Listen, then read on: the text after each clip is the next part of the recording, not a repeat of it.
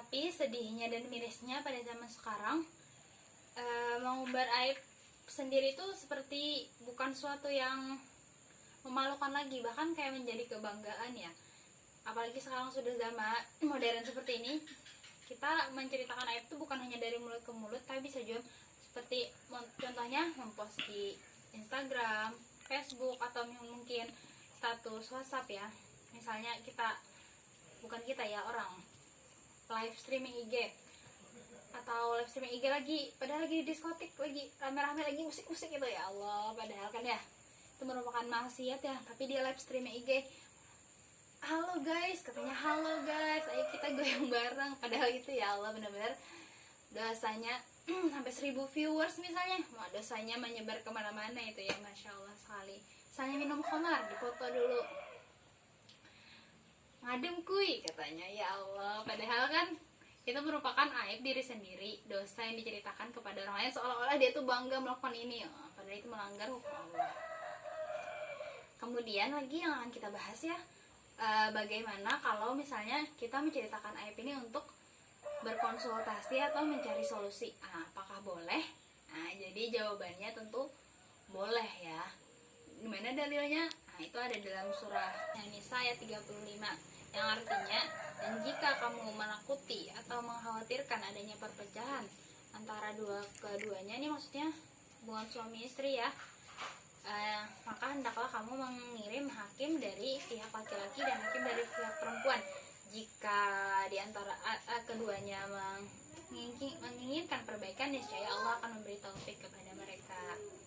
Nah, jadi dalam surah ini dijelaskan, kita pahami bahwa kita boleh konsultasi kepada orang-orang terpercaya, misalnya kepada keluarga kita, mungkin kepada ibu kita akan lebih paham tentang masalah keluarga, atau kepada ustadz, kepada ulama, bahkan kepada teman kita boleh juga yang sudah benar-benar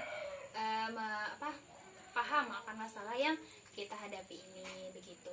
Jadi tadi boleh ya menceritakan untuk mencari solusi. Ya misalnya contohnya kayak misalnya ada di mana? Di persidangan biasanya kan ada orang yang kena masalah ya, terus ada saksi. Terus kan saksinya ditanyain, apa yang kamu lihat atau kamu ketahui tentang kejadian ini? Masa saksinya diam aja, atau saksinya bilang, maaf pak, saya diam aja, ini gibah, kan nggak mungkin ya, masalahnya nggak bakal selesai gitu. Nah, jadi boleh ya tadi hukumnya menceritakan aib kita ataupun mungkin aib orang lain, untuk mencari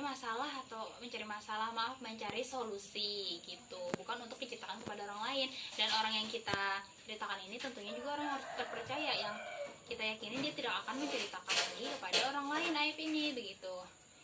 Kemudian bagaimana tadi kita sudah membahas orang yang membuka aib saudaranya sendiri dan membuka aibnya sendiri. Bagaimana tentang orang yang menutup aib atau menjaga aib orang lain agar tidak dibicarakan di halayak ramai gitu. Nah, jadi pahalanya besar sekali ya orang yang menjaga aib saudaranya ini. Telah disebutkan dalam hadis ya, la yasturu abdun abadan illa satarallah yaumal qiyamah. Tidak menutupi aib seseorang hamba itu akan aib hamba yang lain atau saudaranya, kecuali Allah akan menutup aibnya pula di hari kiamat. Jadi bila kita menjaga aib saudara kita, insya Allah juga akan menjaga aib kita nanti di hari kiamat. Jadi kesimpulannya yang dapat kita ambil tadi apa Bu? Tadi aib itu tidak boleh diceritakan ya Bu, kecuali aib itu pokoknya yang tahu kita aja deh, sama Allah Ta'ala kita aja yang tahu, kecuali aib kita ingin mencari solusi gitu, solusi ya, dengan cara tadi bercerita kepada orang yang lebih paham seperti ulama dan lain-lain. Nah, mungkin itu saja yang dapat saya sampaikan. Akhirul kalam, wassalamualaikum warahmatullahi wabarakatuh.